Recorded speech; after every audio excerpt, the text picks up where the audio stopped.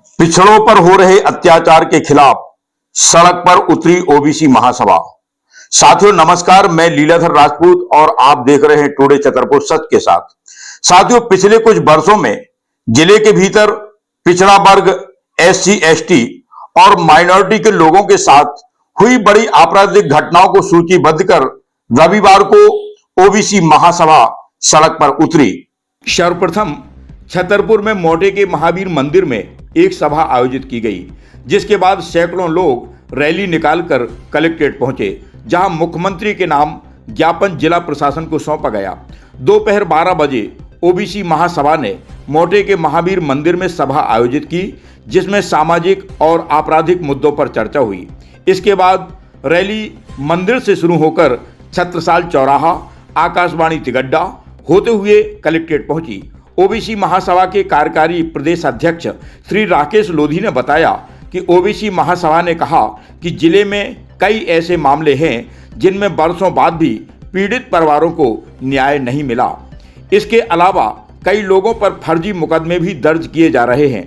उन्होंने बताया कि मुख्यमंत्री को भेजे गए ज्ञापन में मांग की गई है कि विनोद राठौर शाहू की हत्या करने वाले श्याम बिहारी दुबे उर्फ हल्के महाराज माधगुआ को गिरफ्तार कर उनके मकान पर बुलडोजर चलाया जाए। गणेश पाल और क्रांति पाल को भद्दी भद्दी गालियां देने वाले लोकपाल सिंह बुंदेला विक्रमपुर को गिरफ्तार कर उनके खिलाफ गुंडा एक्ट की धारा जोड़ी जाए और उनके चारों बंदूकों के लाइसेंस निरस्त किए जाए।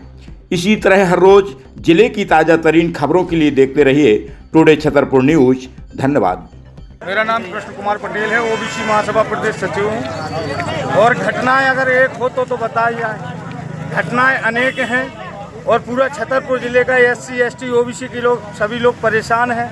इस बरसात में क्या आवश्यकता थी? और एक तरफ सरकार कहती है कि घर जब बारिश हो तो अपने घर में सेफ रहिए, सुरक्षित रहिए, लेकिन ये छतरपुर में एससी, एसटी, ओबीसी के लोग सेफ नहीं है। इस वजह से आज छतरपुर में इस बरसात में आए हैं और कलेक्टर और एसपी साहब को जो 2-3 घटनाएं, 4-5 घटनाएं हुई हैं, उन सारी समस्याओं को लेकर आज यहाँ पर ओबीसी का हुंकार रैली का आयोजन किया गया था, प्रदर्शन का, और सारी घटनाओं को लेकर अवगत कराया गया माननीय कलेक्टर महोदय को, माननीय एसपी महोदय। क्या आश्वासन दिया है आप लोगों को? आश्वासन हर बार वही होते हैं कि हाँ कार्रवाई होगी, लेकिन अभी तक ना तो कोई कार्रवाई हुई है।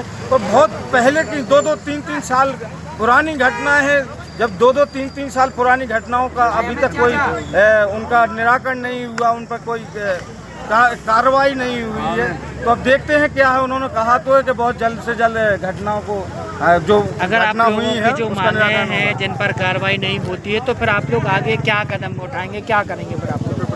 अब हमारा तो देखो ओबीसी महासभा का संघर्ष जारी है। ओबीसी महासभा का एक क्रांतिकारी लड़ने के लिए, और जहां पर अन्य अत्याचार होता है हमारा ओबीसी महासभा का एक क्रांतिकारी वहां पर खड़ा है। तो हमारा संघर्ष जारी है और अभी ये चेतावनी है, और यदि इन मुद्दों को जल्द से जल्द संज्ञान नहीं लिया गया और जल्द से जल्द कार्रवाई नहीं हुई तो ये बहुत विशाल आंदोलन होगा, और जिसकी जिम्मेदारी शासन प्रशासन की होगी।